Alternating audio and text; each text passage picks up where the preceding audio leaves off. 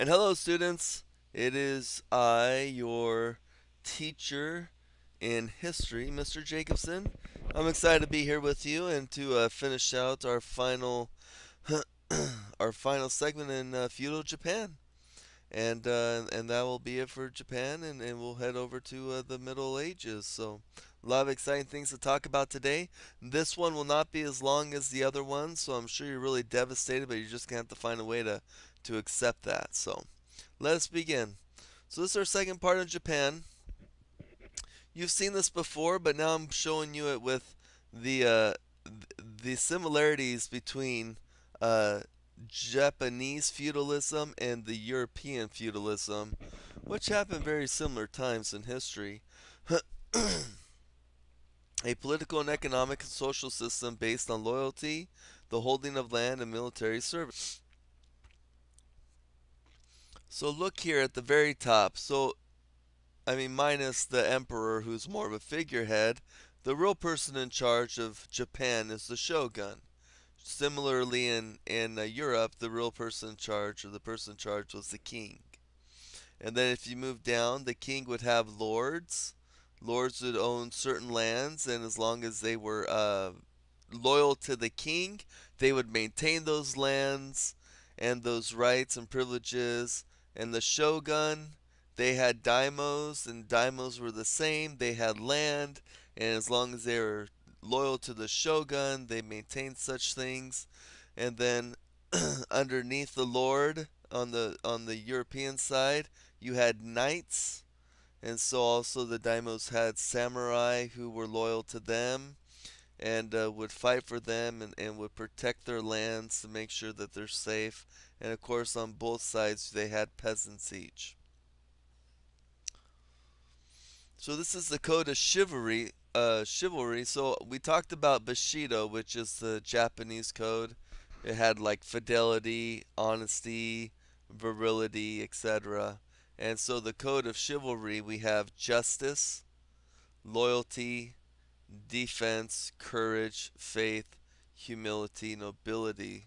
So there's a few more involved in the chivalry, but kind of the same idea that they're supposed to be noble defenders of truth and of justice. So here are some of the differences. We have European knights, we have samurai knights. Both have very different attires, but their jobs in the feudal society were very similar. And here's another one where we have actual armor you can see.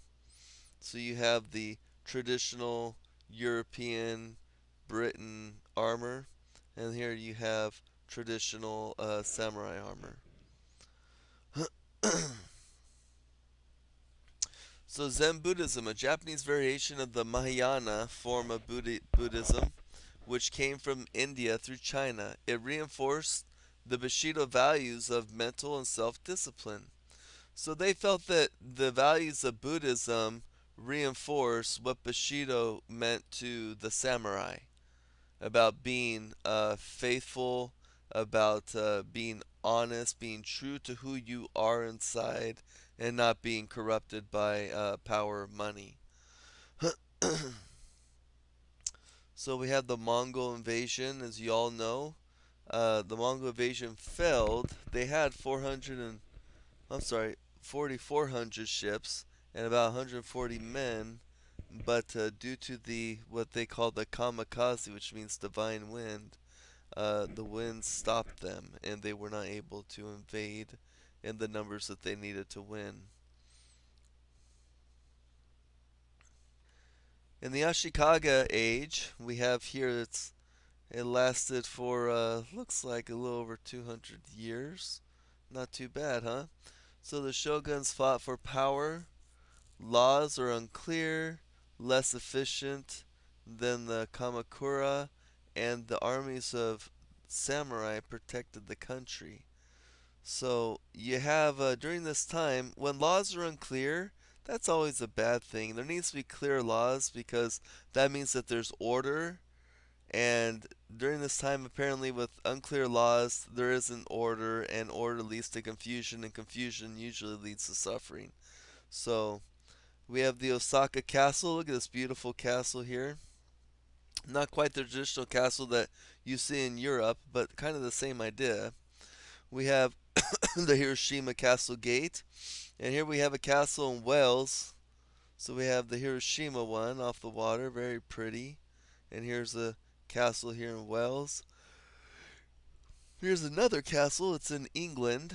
It's very beautiful, but the same kind of thing. Both feudal systems had castles. The Age of Warring States. So, castles built on hills in different provinces. Power shifts from above to below. The power is shifting from people who used to be powerful on top to power shifting to the peasants who are now rising up. Europeans arrive in Japan bringing firearms and Christianity. Christianity and foreign trade flourish.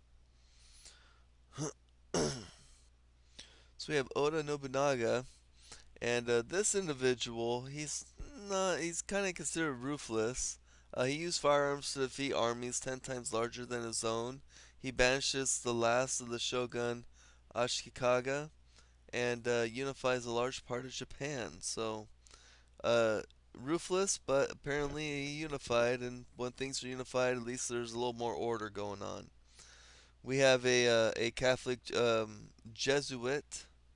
Okay, his name's Saint Francis Xavier, and he's one of the first. It says here the first actual missionary in Asia.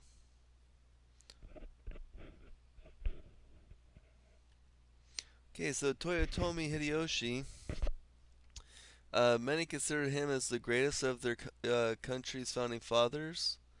In 1588, Hideyoshi ordered a sword hunt in which he commanded all peasants to surrender their swords. Hideyoshi armies crushed any daimyo who defied him, becomes suspicious of European territorial ambitions, orders all European missionaries expelled from Japan, tries to invade Korea but fails. So this individual, he's not afraid to go against the tide. One of the things he really did that I imagine caused his people to think twice was he tried to take away their swords. Interesting. Why would he do that? That would be a good discussion, huh? All right, next. So we're going to talk about Tokugawa um, Ieyasu. So he appointed shogun. He was appointed shogun by the emperor.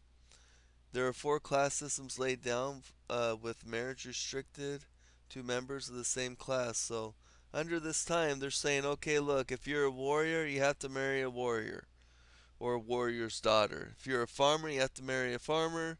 If you're from the merchant class, you have to marry in the merchant class.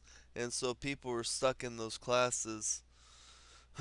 Tokugawa Shogunate period moved Japan's administrative center east to the small town of Edo, Tokyo, to keep the daimyo from rebelling. Ieyasu required that they spend at least half their time at their capital. Even when they returned to their lands, they had to leave their families in Edo, and Ieyasu founded the Tokugawa Shogunate, which had lasted until 1868. Tokugawa. Japan closed off all trade except with the Dutch and some of the Chinese. The Dutch were restricted to small islands in the Nagasaki harbor. Nagasaki is a city in the far south island. Uh, Japanese Christians persecuted and Christianity is forbidden. The government is centralized with all power in the hands of the shogun. Domestic trade flourishes. Towns, especially castle towns, increase. Merchant class becomes rich. New art forms, haiku, poetry, and kabuki theater. And that is the end. So we are closing at the Tokugawa shogunate, and that will finish our whole chapter on Japan. So hope you have a good 3 day weekend, and make sure you get this 1 page summary pumped out, and we'll see you Tuesday, February 10th.